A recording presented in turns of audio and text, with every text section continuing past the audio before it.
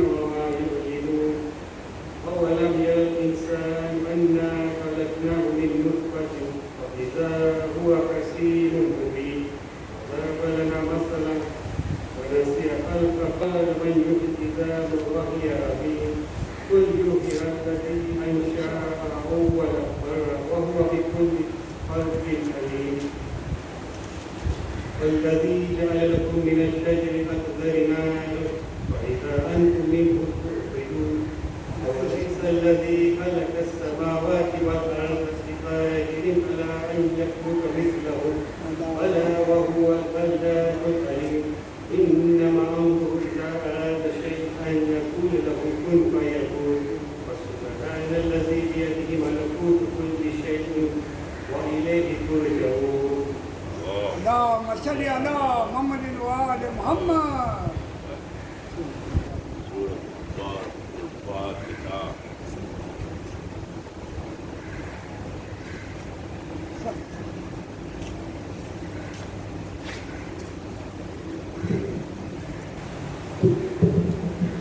محمد وآل محمد صلوات. اللهم صل على محمد وآل محمد. آل احمد کے لیے سامان کیا کیا کر دیا سمے کا دل قید غم یا ظلم کا خنجر دیا جنگ کی نقش و نبی سے مجتبی سے کی دگا قتل کو شبیر کے لشکر سے جنگ پر دیا عابد کو جبرن کر دیا خانہ نشین رب نے اپنے دین کو لیکن اجاگر کر دیا دین کی تبلیغ کا صادق کو موقع مل گیا حق نے شیرازہ بانی سفیان کا ابتر کر دیا سلطنت پا کر بنی عباس بھی دشمن بنے اور ثبوت دشمنی بدتر سے بھی بدتر دیا کر دیا قاسم کو قیدی اور رضا کو بے وطن اور تباہی کفر کے دین کو مظہر دیا بیاہ دی بیٹی تقی کو داد شاہی پر نقاب الفت علی نبی کا حکم بھی اکثر دیا محتسم نے زہر دے کر دیا ان کو شہید مزبلے پر لاش رکھ دینے کا حکم اس پر دیا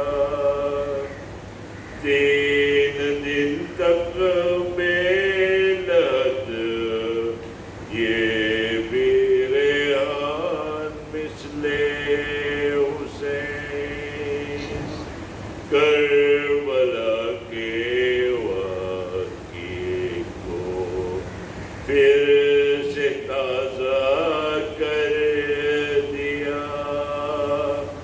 आले अहमद के लिए सामान क्या क्या कर दिया।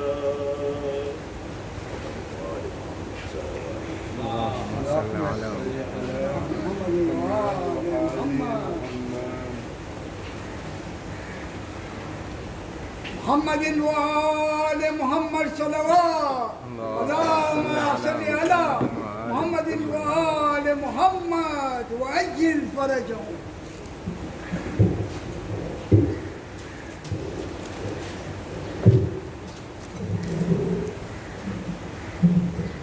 محمد وآل محمد صلوات اللهم صل على محمد وآل محمد. أعوذ بالله من الشيطان الرجيم. بسم الله الرحمن الرحيم. الحمد لله رب العالمين ثم الصلاة والسلام والتحية والإكرام على نبينا وحبيب قلوبنا وطبيب نفوسنا أبي القاسم محمد اللهم صل على محمد وآل محمد وعلى أهل بيته الطيبين الطاهرين المعصومين ولعنة الله على أعدائهم أجمعين من يومنا هذا إلى يوم الدين. أما بعد فقد قال الله تبارك وتعالى في كتابه الحكيم. بسم الله الرحمن الرحيم. إنا أكرمكم عند الله أتقاكم. اللهم صل على محمد وآل محمد. તકવા તૈયાર કરવાના માટે હિદાયતની જરૂર છે. હિદાયત આપવાવાળા એ આપણા ઇમામો અલૈહિસ્સલામ છે. અને ગૈબતની અંદર આ મોકાની અંદર કે જ્યાં ઇમામ આપણી સાહેબને જાહેર નથી તો એમના નુમાઇંદા યાની કે આપણા મુજતહિદો છે કે જેઓ આપણને હિદાયત અતા કરે છે.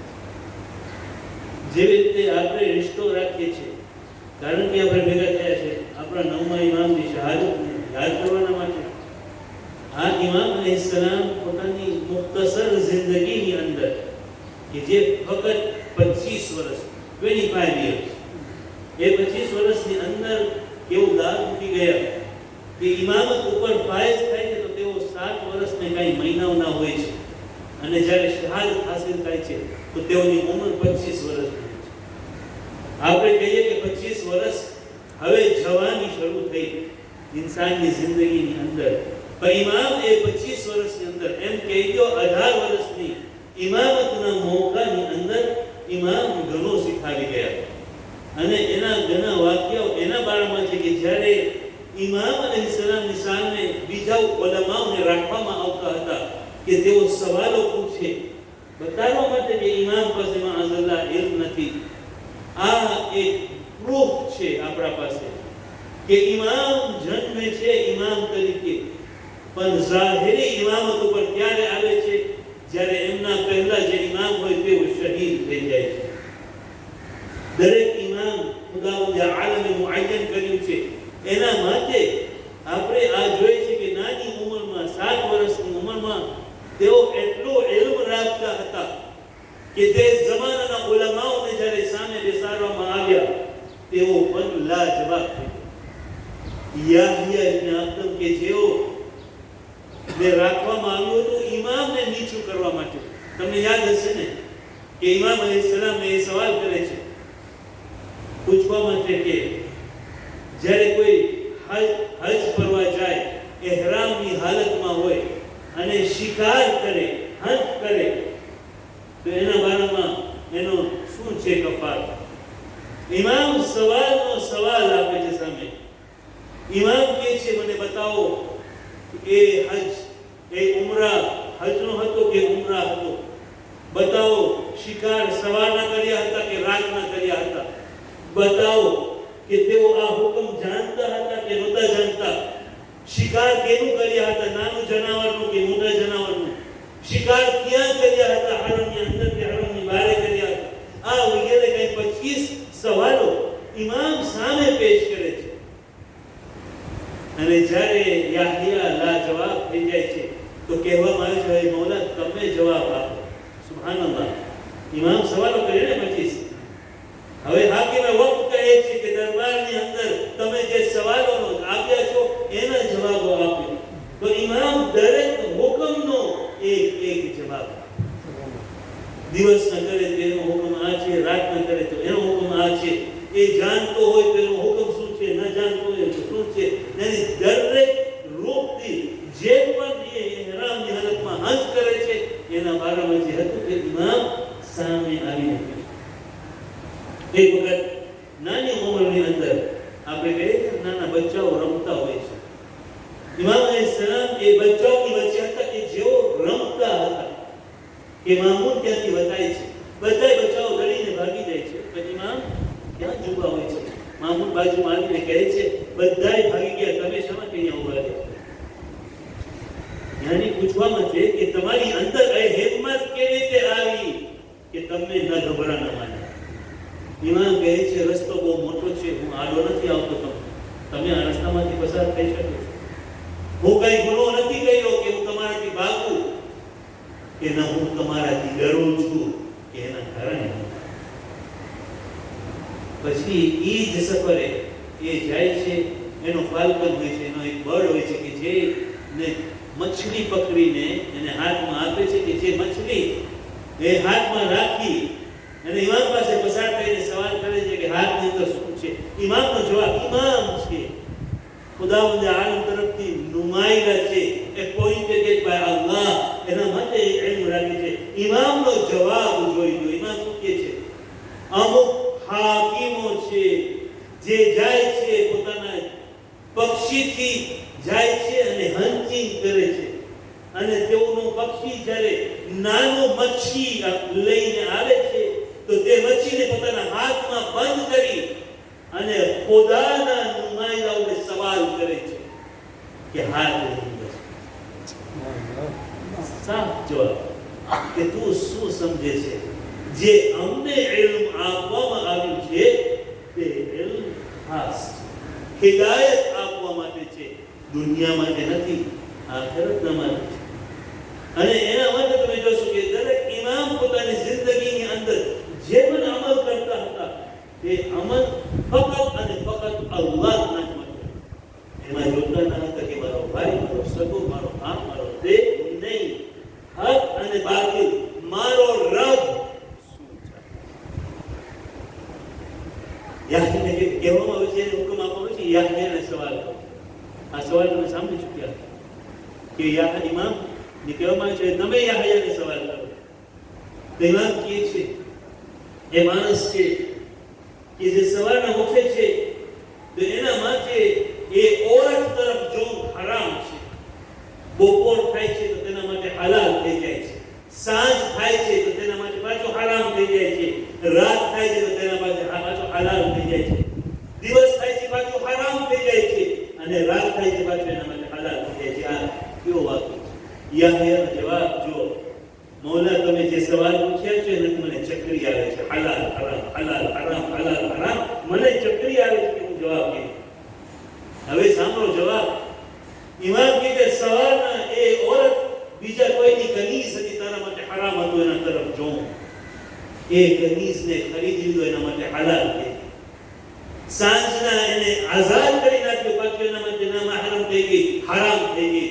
રાતના એની સાથે અક્દ કરે છે, નિકાહ કરે છે, એના માટે હલાલ થઈ જાય છે. સવારના એને રજા આપે છે, એને નિકાહમાંથી દૂર કરી નાખે છે, એને તલાક આપે છે તો પાછી હરામ થઈ જાય છે એના માટે, અને રાતના પાછી એની સાથે અક્દ કરે છે. ઇમામ બતાવે છે કે જુઓ, શરીયતની અંદર દરેક વસ્તુ છે, પણ દરેકનો એક નતીજો છે, એક રસ્તો છે, દરેકનો એક હુકમ છે. આપણે કોઈ વખતે અમલ કરવા બાદ વિચાર કરીએ છીએ કે એનો હુકમ શું છે. કોઈ વખતે એવા અમલ આપણે થઈ જાય છે કે જે આપણા માટે હલાલ હોય છે, આપણે એને હરામ સમજીએ છીએ, અને કોઈ વખતે હલાલ સમજીએ છીએ અને તે આપણા માટે હરામ. આ તો એક્ઝામ્પલ હતું જે ઇમામ બતાવવા માંગતા કે તારો ઇલ્મનો લેવલ શું અને અમારો ઇલ્મનો લેવલ છે. ઇમામ અલૈહિસ્સલામ જ્યારે એક વખત એમની ઘરવાળી ફضલની સાથે નીકળે છે બગદાદથી મદીના તરફ. રિવાયત બતાવે છે, મુફીદ લખે છે આ કે તેઓ મદીના તરફ જાય છે તો કૂફાની અંદર મગરીબનો વખત આવી ચૂક્યો હોય છે તો તેઓ કૂફામાં કોઈના ઘરે મુસૈયબના ઘરે એ રોકાય છે. અને પછી વખત થાય છે નમાઝ, તો ઇમામ કહે છે ચાલો આપણે મસ્જિદમાં નમાઝ પઢવા જાય. મસ્જિદમાં જાય છે તો મસ્જિદની બહાર એક ઝાડ હોય છે કે જે સુકાઈ ગયું હોય છે કે જેની અંદર કોઈ ફ્રૂટ નથી હોતું. ઇમામ પાણી મંગાવે છે વઝુ કરવાના માટે અને વઝુ કરે છે એ ઝાડના નીચે અને પછી જાય છે અંદર મગરીબ નમાઝ પઢે છે, તસ્બીહ કાઢે છે, તાકીબાત કરે છે, નાફિલાએ મગરીબ પઢે છે. શેખ મુફીદ લખે છે નાફિલાએ મગરીબ પઢે છે અને તે બાદ પાછા ઘરે જાય છે. મતલબમાં કે ઇમામ પછી પાછા આવીને ઈશાની નમાઝ પઢે છે. એટલે હતા વાક્યો ઇમામ જિંદગીઓની અંદર પૈગંબર પર મગરીબ અલગ પડતા હતા અને ઈશા અલગ પડતા હતા, પણ સાથે પણ પડતા હતા. લોકો કહે છે કે જ્યારે તેઓ મગરીબ પડીને નીકળ્યા બહાર તો તેઓ જોયા કે આ ઝાડની અંદર કે જે સુકાયેલું હતું ઇમામના વઝુના પાણીથી તે પાછું ભરાઈ ગયું હતું ફ્રૂટ્સ. ઇમામ રહેમત છે, દરેક જગ્યાએ જો તેઓ જાય છે એ રહેમતની નિશાની છે. અગર આપણે સમજીએ, અગર આપણે ઇમામને પુકારીએ. ઇમામ એક દુઆ તમારી સાથે શેર કરવા માંગુ છું, કારણ કે દુઆઓ એ વસ્તુ છે કે જે આજના જમાનામાં આપણા માટે બહુ જરૂરી છે, હકીકતમાં બહુ જરૂરી છે. દરેક મોકાઓ પર દુનિયાની અંદર અગલે પગલે જે મુસીબતો આપણી જિંદગીમાં આવે છે એનો નતીજો, એનો દરવાજો, એનો સહારો આપવા માટે સિવાય અલ્લાહ કોઈ નથી. અને અલ્લાહ પાસે માંગવું જોઈએ. તો ઇમામના જે આ શબ્દો છે મને થયું આપણે જરાક સાંભળીએ અને જોઈએ કે આયા એ શબ્દો આજે પણ આપણને લાગુ પડે છે કે નહીં. ઇમામ એ દુઆની અંદર કહે છે, હે પરવરદિગાર, ખરેખર ઝુલ્મ તારા બંદાઓ પર આ દુનિયામાં બહુ વધી ગયું છે. એ હદ સુધી વધી ગયું છે કે હવે આદલ મરી ચૂક્યું છે. નથી થતું આપણને આજે ગાઝાની અંદર જે થાય છે, દુનિયાભરની અંદર જે થાય છે, કેવી હાલત છે. ખુદાના જ બંદાઓ છે ને. આજે આપણી કોમની અંદર, આપણા દેશની અંદર, આપણા ગામની અંદર પણ, આપણા ઘરની અંદર હું કહું છું, ખુદા બચાવે પણ એવા ઝુલ્મ ન થતા હોય કે જે આપણે જોઈ નથી. ઇમામ કહે છે કે પરવરદિગાર, તારું ઝુલ્મ તારા બંદાઓ પર એટલું હદ સુધી વધી ગયું છે કે આદલ મરી ચૂક્યું છે. Justice has died. મુસીબતોના જે નિવેરા છે, જે સોલ્યુશન્સ છે, બહુ ઓછા થઈ ગયા છે. સચ્ચાઈ ખલાસ થવા આવ્યું છે, ડિક્રીઝ થઈ ગયું છે. મેં કહ્યું તો પહેલા, આજના જમાનાની અંદર જૂઠું બોલવું આમ છે, સાચું બોલવું પોસિબલ નથી, ડિફિકલ્ટ છે. સાચું બોલો તો તમને મૂર્ખ સમજવામાં આવે છે, જૂઠું બોલો તો તમને હોશિયાર સમજો. આ જમાનો આપણે માનીએ કે ન માનીએ પણ આપણે જિંદગીની અર્થમાં જોઈએ. સચ્ચાઈ કડાઈ નાખવામાં આવ્યું છે અને સારું કરવું તે સંતાયેલું છે. ખરાબી ખુલ્લે આમ નજર આવે છે. તકવા બહુ ઓછું છે. હિદાયતને રોકવામાં આવે છે, ઓબ્સ્ટેકલ્સ રાખવામાં આવે છે હિદાયતમાં. આજે મને મારી ઔલાદને હિદાયત આપવું મને બીક લાગે છે. મને આ હાલત થઈ ગઈ છે આજે આપણી દુનિયાની. અને કરપ્શન અને જૂઠું બોલવું એ કન્ફર્મ જોરદાર થઈ ગયું છે અને કરપ્શન બહુ ઊંચે છે, દુશ્મની બહુ જોરદાર છે અને ઇનજસ્ટિસ વાઇડ સ્પ્રેડ. આજ નથી. ઇમામ મુહમ્મદ તકી અલૈહિસ સલામના દુઆની અંદર આ શબ્દો છે કે જે શબ્દો આજે આપણને લાગુ પડે. એ પરવરદિગાર, એ અલ્લાહ, વસ્તુઓને ઠીક કરવામાં નહીં આવી શકે સિવાય તારાથી. હવે ઇમામ માંગે છે પરવરદિગાર, સિવાય તું કોઈ એ શક્તિ નથી કે જે આ બધી મુસીબતો જે ઇમામ બયાન કર્યા છે તેને ઠીક કરી શકે, અને સિર્ફ તારી રહેમત છે જે અમને બચાવી શકે છે આ મુસીબતો. હકીકત છે, દરેક મોકા ઉપર આપણને યાદ આવશે કે અલ્લાહની રહેમત છે કે જે આપણને કામ આવે છે, કાંઈ નથી. એ અલ્લાહ, એ રબ, जुल्म खलास કરી નાખ, ઇનજસ્ટિસ નો જોર તોડી નાખ, ખરાબીને તમામ કર અને ઇજ્જત આપ એ લોકોને કે જેઓ ખરાબીને પસંદ નથી કરતા અને જેઓ ખરાબી કરવા વાળાઓની દુઆ લાંબી છે પણ વખત હવે ઓછો છે. આ છે દુઆ કે જે દુઆઓની અંદર આપણે જ્યારે માંગતા હોય તો ખાલી મારા બારો વિચાર ન કરે. એ માસૂમી શીખાવી ગયા છે કે દુઆની અંદર આપણે બીજાઓને પણ યાદ.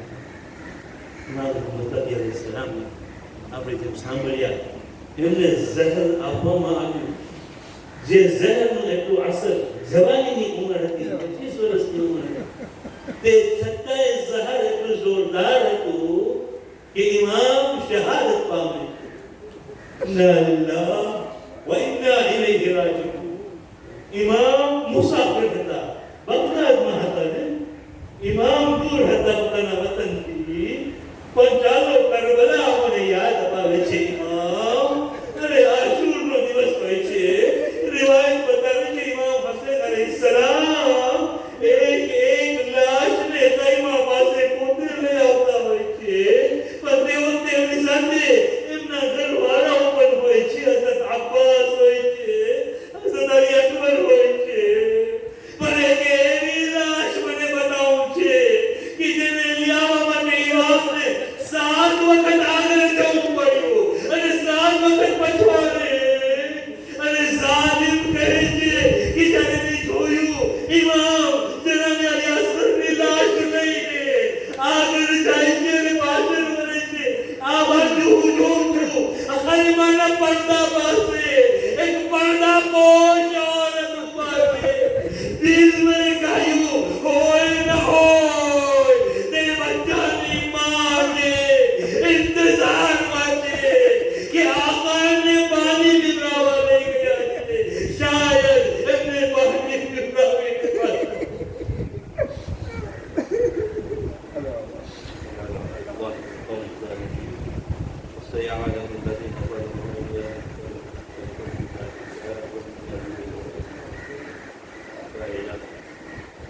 અમે તારા ગુનેગાર બંધાઓ છે, મારા નામ નથી મરહૂમી કે યા દફનાયેલા છે અને જે દુનિયાભરની અંદર છે તેઓ સર્વના ગુનાહોને બક્ષ્યા, તેઓને આલા દરજા નસીબ કર અને તેઓના ઘરવાળાને સબરે જમીન અતા કર. ઇઝ્ઝત કર કાયમ આલા ફરમાઓ અને ઓને સર્વ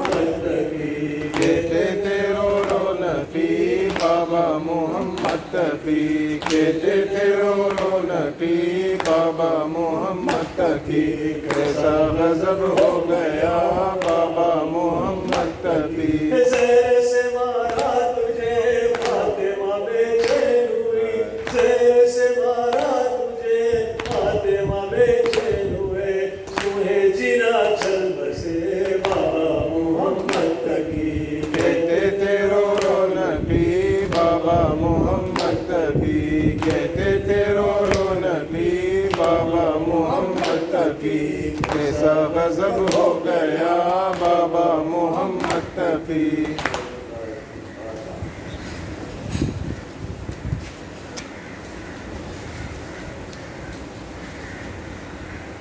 السلام علیکم یا رسول اللہ السلام علیکم یا امیر المؤمنین السلام علیکم یا فاطمہ الزہرا سیدتی نساء العالمین السلام علیکم یا حسن المجتبی السلام علیکم یا ابا عبداللہ الحسین وعلی علی بن الحسین وعلی اولاد الحسین وعلی اصحاب الحسین جميع رحمۃ اللہ وبرکاتہ السلام علیکم یا غریب الغرباء وعید المنى سلطان بن علی المصدق شفيعنا وشفيع والدينا في يوم الجزاء ورحمة الله وبركاته السلام عليكم ورحمة الله وبركاته يا صاحب الاسم والسماء السلام عليك يا خليفة الرحمن السلام عليك يا شريك القرآن السلام عليك يا كعبة الإيمان السلام عليك يا إمام الإنس والجان أجر الله فرجك وسار